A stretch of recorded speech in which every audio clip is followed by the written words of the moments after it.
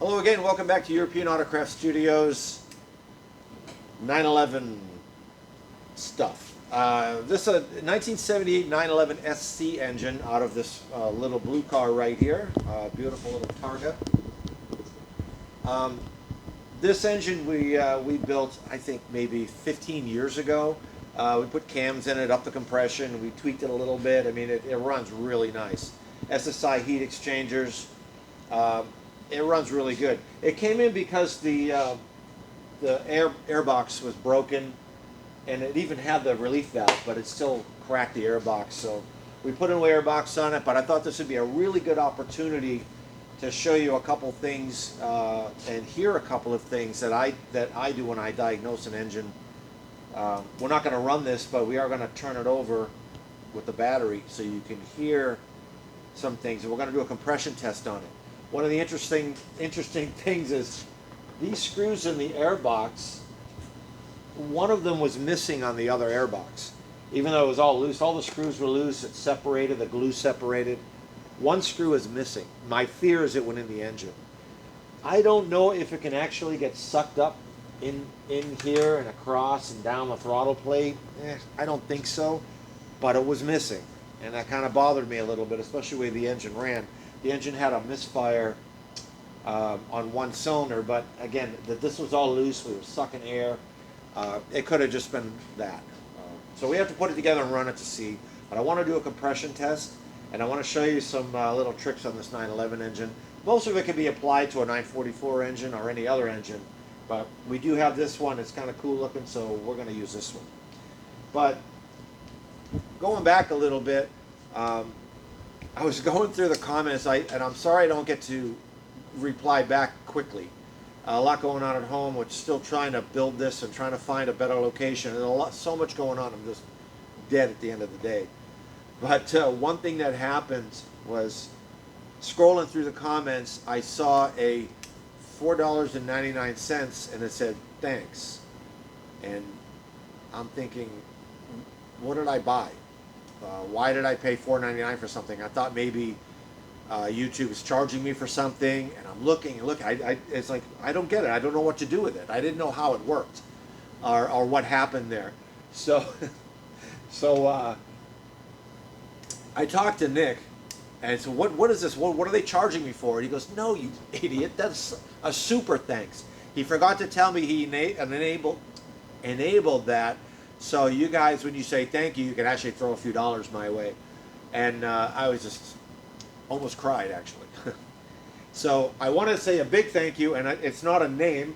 SC4DR1 is the person that sent me $4.99. So thank you very much for that. And I feel like an idiot because I didn't know what the heck it was. So we got that all straightened out. I will be replying to comments more now. Faster anyways. I'm trying to get through them all, but it's kind of hard. We get a lot of them and they're great. I appreciate it very much. Okay, so back to the 911.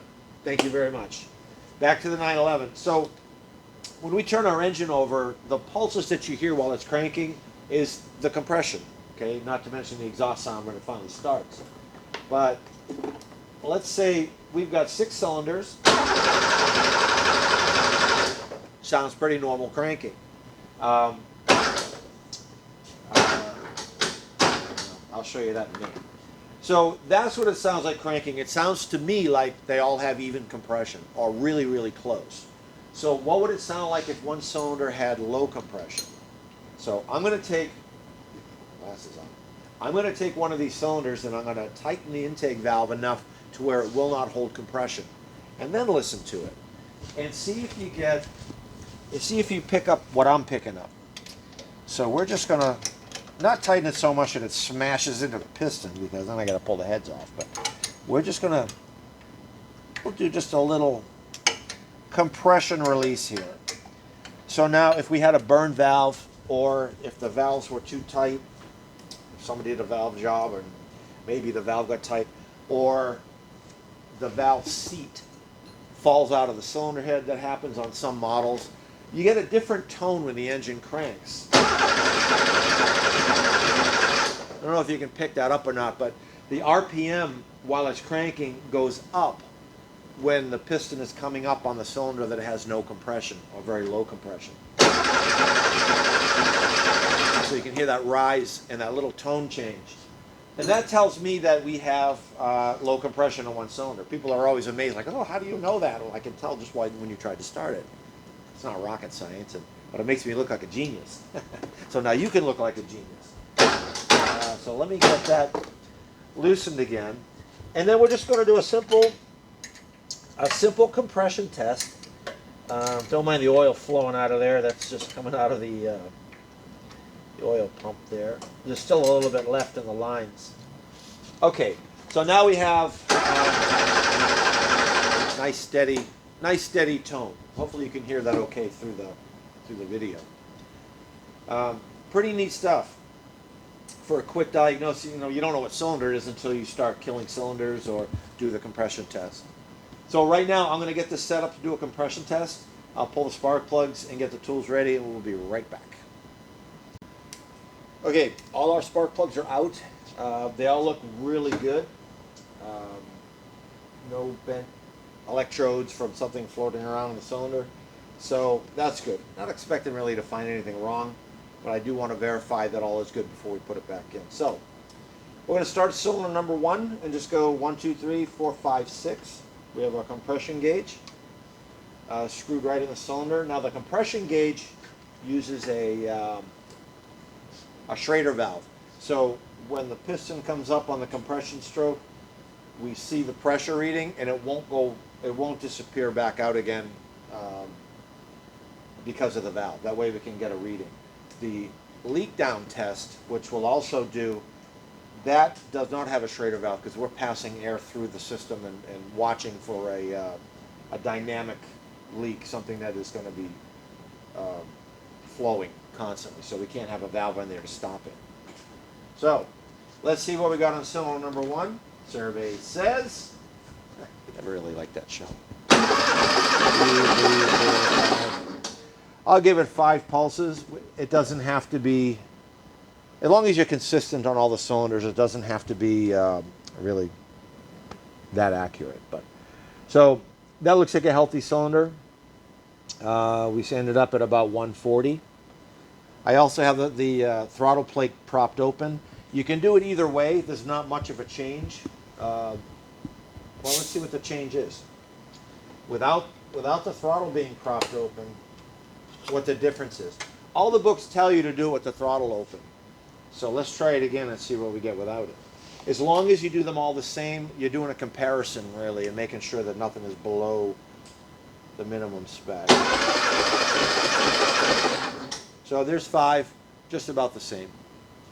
So I'm going to choose to leave the throttle open. That just gives the maximum amount of air. I mean, at idle position, you get enough air for a cranking speed pressure test. So we got, it's actually 135. 135? 120, 135. So 1 is 135. I'm going to take notes because I'll never remember it. And we'll just go on to the next one. It used to take me a long time to find the spark plug threads with the hose, but it's easier the more you do it. Okay, cylinder number 2. Same thing, 140. It's actually bleeding down a little bit just from the, probably from the hose and everything, but that's good. So 2 is 140. Just as a reminder, on a 911, the firing position, these cylinders, is 1, 2, 3, and then 4, 5, 6. So the left rear is, or I should say left front, because this is the back of the car, will be number 3. Let's see what we got. Same thing, 140. And that's with 10.5 to 1 compression pistons. I thought we'd have a little more, closer to 160, but that's where we're at. Cylinder number 4.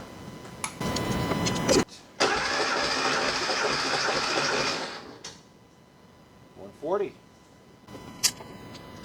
I should have remembered these three. I don't want to keep walking back and forth to writing them. 140.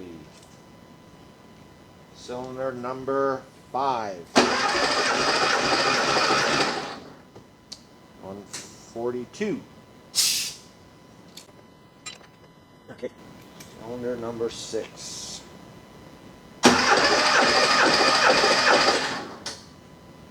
150. Interesting. 140, 142, 150. It's not out of spec, but I don't understand that. Okay, so those are our readings. Now what we could do is, if we suspected a problem, put a little bit of oil in the cylinders and do another compression test. That will help seal the piston rings to the cylinder walls and increase the compression if there was a leak past them. If not, you won't see much of a change. If you have a low compression in one cylinder and you add oil and nothing changes, then it's probably a valve, most likely a valve, or a hole in the piston. If you do see a big change, then we know that it's piston rings, cylinder wall type problem. Makes a big difference if you're going to just pull the cylinder heads or if you have to pull the whole engine. The leak down will let you know where the compression loss is going, and we're going to do that next. We'll do the same thing, although with the leak down we're going to go through the firing order. 162435 is the firing order here, and I can show you how to find out what cylinder to have on top dead center, because you want the valves closed and you want the piston up. The problem with doing a leak down is the pressure you're adding to the cylinder is going to want to push the piston back down again. So you have to hold the engine in most cases so that doesn't happen to get a reading. So let's go ahead and do that. 24 millimeter. Now it's really easy to turn because there's no compression here because the plugs are out. So I can just turn this pretty easily. And you can see the crankshaft turning. So in order to go to cylinder number 1, we'll go to Z1 on the crankshaft. There are 3 marks to aid in the top dead center. That's where you do the valve adjustment using these marks. We're going to use them for the compression test. So if you look here, you can see the Z1 mark.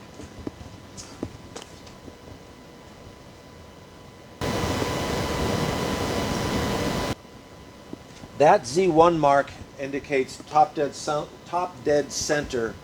So the piston is all the way at the top and the connecting rod is in the center. And that's the cylinder ready to fire, number 1. But you could also have Z1 up and have number 4 ready to fire, because that's the opposite cylinder. The camshafts move half the speed, so it's just the opposite bank on the other side of the 360-degree circle.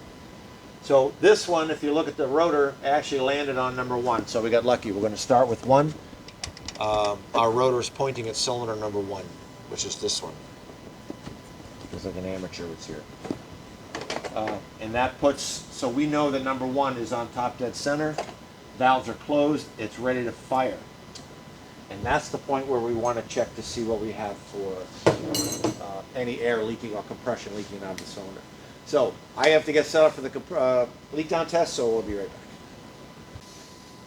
Okay, a little adjustment to the compressor, but we're all set. This is our leak down pressure tester. We're going to put in 100 psi, and on the scale over here we're going to see how much air is leaving. So we'll have 100 here, and then whatever percentage of pressure is left over here. Ideally, on a perfect cylinder, we'll have 0, meaning 0 leakage or 100 psi. If there's less pressure being able to be stored, or if air is leaking out, we'll see this pressure drop, and that'll give us our approximate percentage in leak down. And I say approximate because it's probably close enough for diagnostic work. Is it exactly 100% accurate? Between the regulator, the manifold, and the gauge, it's probably really, really close. Close enough for what we need. So, with this directly at top dead center, not necessarily going by the rotor because we have ignition timing advanced, so the rotor is going to be on, but the piston is going to be, of course, not all the way in position. We go by the marks. If the piston is at the top and the rod is exactly dead center, we should be able to put pressure on it and not have the engine rotate. There's no momentum to get that rod to swing around again. So, let's see if we can do this. Here we go. Looking good so far. We're not even at 100 psi and we're already in the green, which is good. Can't quite make it to 100. The compressor's probably going to have to cycle one more time to get it back up, but that's okay. We know we're right on. We're below 20%, which is really, really good. Everything is brand new. We kept the cylinder walls, but we had them machined and recoated, so they're perfect. Piston rings are brand new. Pistons are J&E, I think J&E 10-1, with a fresh valve job. And this engine might have 5,000 miles or maybe a little more since we rebuilt it. He just doesn't drive it much. So there's cylinder number 1. And we are in good shape.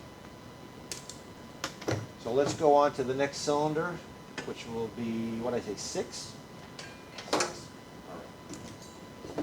So to keep this at top dead center, for 6, we're going to go to the next mark. This is one of the nice things about the 911 engines. They actually give you the markings to do the valve adjustment. If I was doing a valve adjustment, I'd do it the same way, right through the firing order. So it's 1, what did I say, 6, right? 1, 6. 1, 6, 2, 4, 3, 5. So the rotor now would be pointing at cylinder number 6. Remember where cylinder number 6 is? I think it's this one. I was going to say maybe you could let me know. But we got it. Hopefully the engine won't rotate. 2 hands.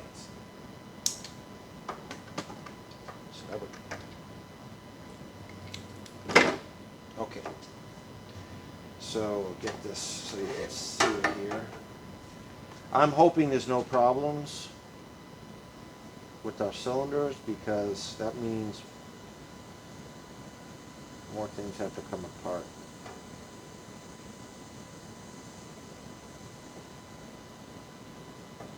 Alright, we do have a little bit of leakage, not a lot, it's more than the other side.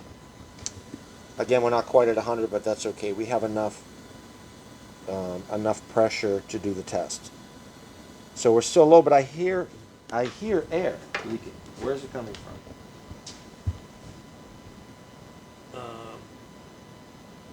It sounds like it's coming out of the air intake. No? That's crankcase. So there's a little bit of blow-by from the piston rings down the cylinder into the crankcase. Not much to worry about. It's been sitting for a while. I know you know that the oil rings will control oil to the cylinder walls, and that also helps seal the piston. So it's possible there's no oil on this one from sitting. Again, it's so minute that it's not a factor. So we're good there. Nothing that would cause a problem. So number 2, we're going to go to the next mark. Right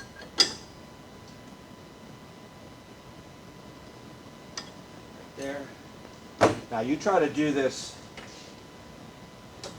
You try to do this in the car.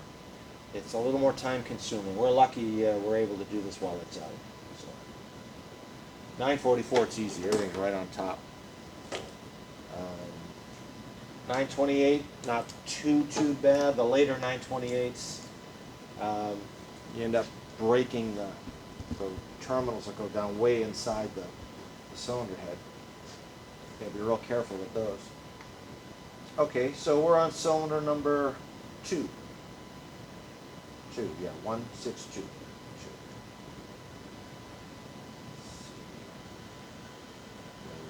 here. Okay, we're losing a little pressure from the compressor. It hasn't turned back on yet, but that's okay. We know where we are. We're still below even 30%. So that's good. I'll take that. I'm not writing these down because really it's a go or no go. If I saw that we were somewhere around here, we'd be in trouble. So why not?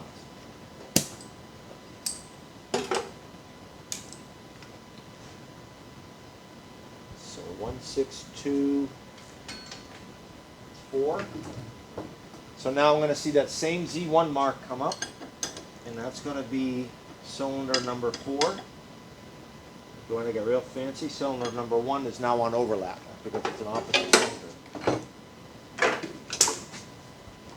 should not have disconnected that. Okay.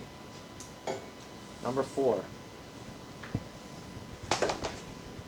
This is probably boring for some of you guys that really know all about this stuff. This is just me trying to explain to some of you guys that always heard the term leak down compression test, but don't really know what it is. Yes, I'm still a klutz and I still can't see very well. Okay, we're going to get the pressure as high as we can. I know my compressor is leaking down. All right, we're at 90. I'm not liking that.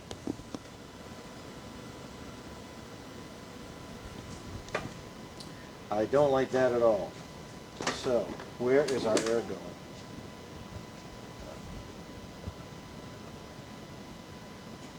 That's also going into the crankcase. So let's try this.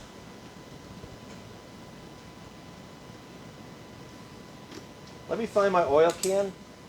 I'm going to squirt a little oil in there, and I'm going to rotate the engine and come back to cylinder number 4 and see what we get. So I'll be right back. All right, so I'm going to shoot a little oil. If I can find it where I go.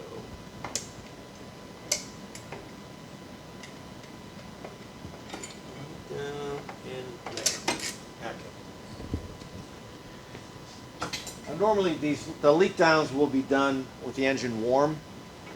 We don't have a choice but to do it cold. We could run it on the stand here, on the jack stands, but we don't have any oil tanked or anything like that. It's just not worth it. So let me go through and get that oil working around there, and then we'll get back to verifying that I'm at cylinder number 4. Which I'm at. That's 1, and that should be close to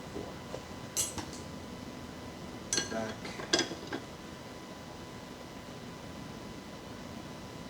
Right to top dead center.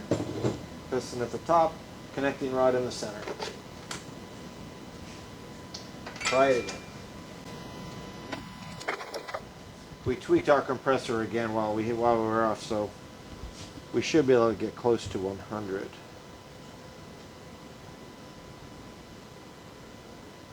Okay, there you are. So the oil helps seal the piston rings. I'm not overly concerned. I mean, I'd like them all to come below 20%, but this is where the piston is now is a transition point where the rings shift to going the opposite direction. There's always a little more wear there, but this engine really has not many miles on it since we built it. But there we are. So I don't believe that's going to cause us a problem. We may get a little excessive crankcase pressure. We'll have to keep an eye on that while the engine is back in the car and driving. So we know that it's cylinder walls, not valve, and it's not really that bad. If it was warm, maybe it wouldn't be there at all. So let's go to the next cylinder, 1624, number 3. Cylinder number 3. Now remember, the leak down hose does not have a Schrader valve in it. The compression tester one does.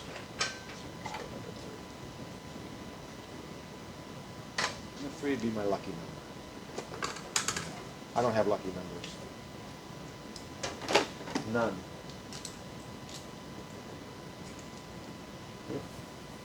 I'm gonna do some cleaning. All right. Let's see where we are on number 3.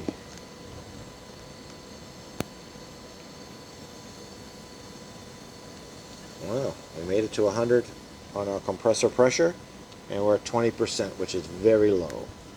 On a cold engine, I guess we're doing pretty good.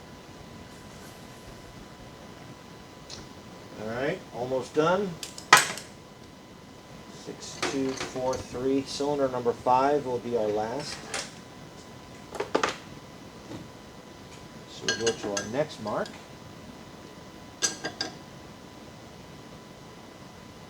One day we'll do the valve adjustment on a 911. It's sort of critical. Should be done more frequently than they are getting done. A lot of people, customers, they just don't want to pay for it because my engine runs fine. Yeah, well, let's keep it running fine. If the valves are too tight, you end up burning an exhaust valve. If they're too loose, you get a lot of clattering, a little extra wear on the top of the valve. And you lose a little performance because you're not opening the valve all the way. So it's always good to keep them running in their top condition. Come on, look at that. We know we're going to be good here. So 100 psi on the in, and very little air leakage. So that's acceptable. Acceptable. So I know if we put this together and it's still missing, we have another problem. Ignition, fuel injector, but I think the airbox is going to solve the problem. All right, where do we go from here?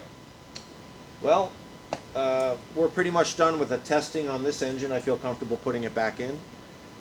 So let's take another walk around the shop. All kinds of crazy stuff going on now. You see our transmission pile over here. That's we're waiting for parts from Jeff. Well, we won't see those probably till mid-October to put that back together. We will be doing Pop's transmission, which is the normally aspirated transmission. That's going in our brand new case, our wet blasting case. We should have everything tidied up on that on Monday, Tuesday. Hopefully, we're waiting for a hose and the media. We're going to be using a real soft glass, fine glass, to get a nice shiny surface on the aluminum. It won't really cut rust or remove paint so much, but it's going to leave a real nice finish, and that's what we're looking for, a nice restoration quality finish. But let's take a look at some other things we have going on. This 1966 Corvette that I fixed. I resealed the transmission. I think it was about 4 months ago. It's popping out of third gear on long trailing throttle.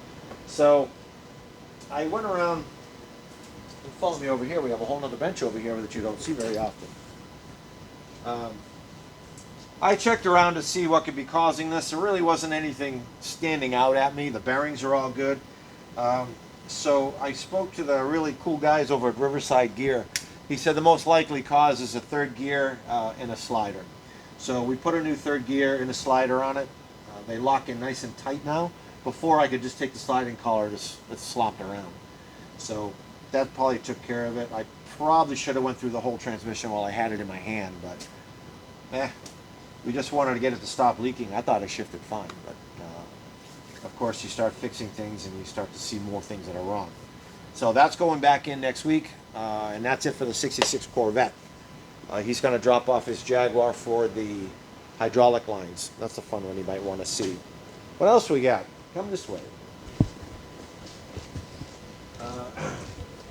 Hope to be starting on the 308 next week. That's going to be a full video series on that you'll get to watch. This is our new customer, really cool Renault 5 Turbo. Doing some little fuel injection check on this. It's a hard starting hot, but there's no system, no leaks in the fuel system. So we got some adjustments to make, and we do have a fuel leak though at the fuel non-pressure side. So we got a little bit. We can smell fuel a lot. That's why we thought they were related, but they're not. So that's fun. So we have, let's see, 2 transmissions for the 944s, 1 transmission for the Corvette. We have yet another transmission from a 2006 Corvette. So we got a 66 and an 06. This is the 06 427. This transmission is making some horrendous noises. I don't know what we're going to find.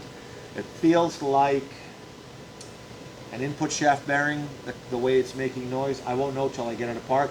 This will be my first Tremec 6-speed, 5-speed, 5-speed, 5-speed, 6-speed, 6-speed transmission. I know it's got gears in there. We're going to take a look at them and see what we got. But this is what it takes to get it out. The whole rear suspension has to come out.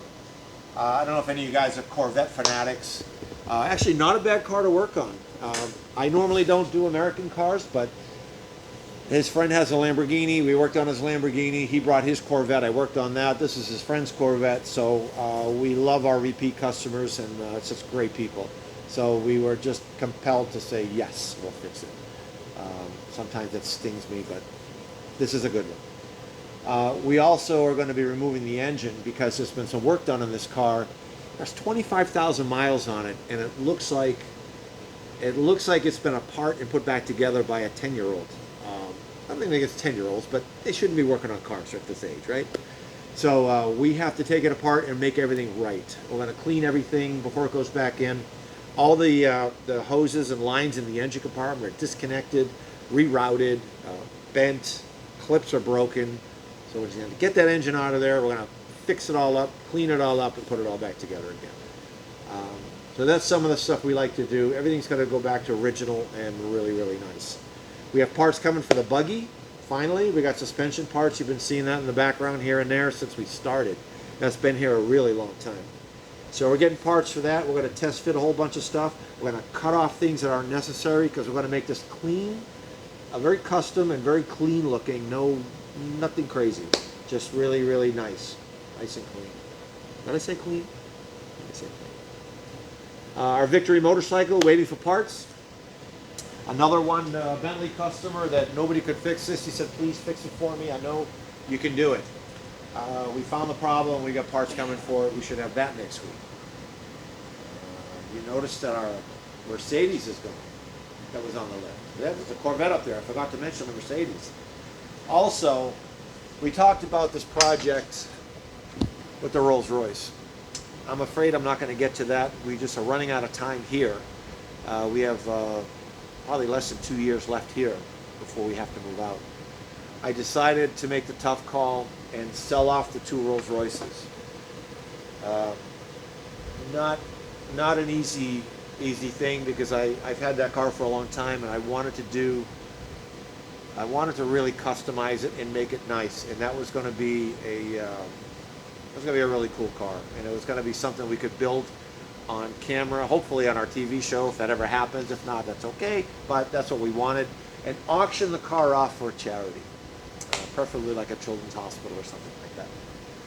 Right now it's not in the cards. We're really tight on space here, so we sold the 2 cars. That one, he's picking that one up. The white one's gone. That one will be gone next week, and all this stuff in the shop is going to be organized underneath here, so we have more room to do some actual real work.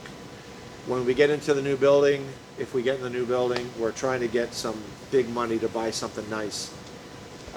When that happens, maybe we could buy another Silver Shadow, or maybe the 2-door version. I don't know.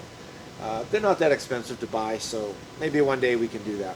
For now, let's clean up and make this place nice. What else do we have? MGB. Another one that's been here a little while. We finally got to working on this car. Right now it's our cover storage. It makes a great storage for car covers in plastic. But this one, somebody had some fun with blue and red. The harness is all rewrapped in blue. It's not my thing. This grill is blue. Look, at even painted the latch blue. The owner of the car would like to make it a little more fun, a little more, clean it up a little bit, make sure the electrical system is in good shape.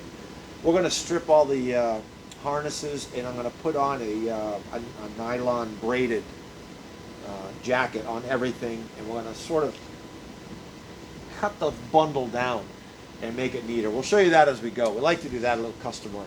The MGs are, not an expensive car, but man, they are just so well built and so much fun to drive. We're going to make this one nice for them. The engine, let's show you the engine. It was green. It was supposed to be originally red from this era. Somebody painted it green, so we stripped the green off and we went to a unique color.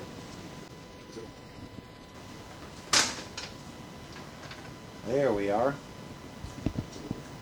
It was originally this dark green. Everything was a spray painted, and it didn't look very nice. So we have an aluminum valve cover. We're going to do, I'm going to tape all these off, and we're going to paint this burnt copper inside the grooves. We have some nice chrome nuts going on the ends to hold it down. Everything is new. Water pump is new. We're going to keep these aluminum looking.